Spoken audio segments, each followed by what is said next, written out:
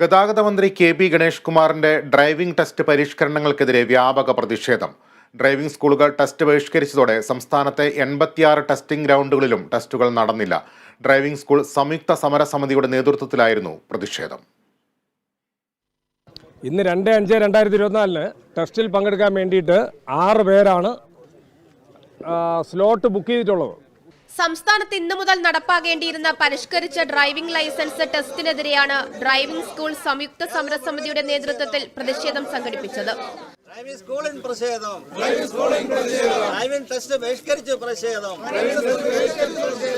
ഞങ്ങൾ എന്തിനു വന്ന്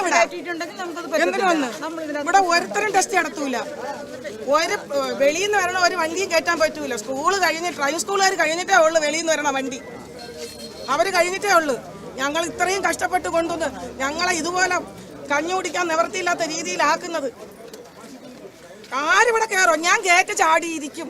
സംസ്ഥാന വ്യാപകമായി പ്രതിഷേധം ഉയർന്നതോടെ ടെസ്റ്റുകൾ നിർത്തിവെച്ചു. ഡ്രൈവിംഗ് ടെസ്റ്റിൽ നിലവിൽ വരുത്തിയിട്ടുള്ള മാറ്റങ്ങൾ അപ്രായോഗികമാണെന്നാണ് ഡ്രൈവിംഗ് സ്കൂൾ ഉടമകളുടെ ആരോപണം. സർക്കുലർ ഇറക്കുമ്പോൾ മുൻകൂട്ടി ഞങ്ങളെ കൂടെ അറിയിക്കണം. പാർട്ട് 1H ഈ രീതിയിൽ തല പുറത്തിടാൻ പാടില്ല എന്നൊരു സർക്കുലർ അവർ തരേണ്ടത് അനിവാര്യമാണ്. അവരൊന്നും ചെയ്തിട്ടില്ല. ഇന്ന് രാവിലെ വരും ഉദ്യോഗസ്ഥൻ പറയും, ഇന്ന് അങ്ങനെ ചെയ്യണേ, ഇത് ഇങ്ങനെ ചെയ്യണേ. അതാണോ ടെസ്റ്റ് രീതി? പ്രതിദിനം 60 പേർക്ക് ടെസ്റ്റ് നടത്തുന്നതിനായി പുതുക്കിയ സർക്കുലർ ഇറക്കാത്തതിനാൽ RTOമാർക്കിടയിലും ആശയക്കുഴപ്പമുണ്ട്. ഫെബ്രുവരി മാസത്തെ സർക്കുലർ നിലനിൽക്കുമ്പോൾ പുതിയ ഉത്തരവ് നിയമവിരുദ്ധമാകുമെന്നാണ് ഉദ്യോഗസ്ഥരുടെ വിലയിരുത്തൽ. ഡ്രൈവിംഗ് ടെസ്റ്റ് പരിഷ്കരണത്തിനെതിരെ കോഴിക്കോട്ടും തിരുവനന്തപുരത്തും കൊച്ചിയിലും ഡ്രൈവിംഗ് സ്കൂൾ സംഘടനകൾ പ്രതിഷേധിച്ചു. കറുത്ത ബാഡ്ജ് അണിഞ്ഞായിരുന്നു പ്രതിഷേധം. സ്കൂൾ മേഖലയെ സംരക്ഷിക്കുക.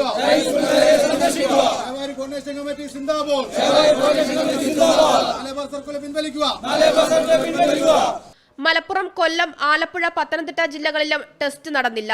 അതേസമയം പ്രതിഷേധം കണ്ട് പിൻവാങ്ങില്ലെന്നും പരിഷ്കരണവുമായി മുന്നോട്ടു പോകുമെന്നുമാണ് മന്ത്രി കെ.ബി. ഗണേഷ് കുമാർ പറഞ്ഞത്.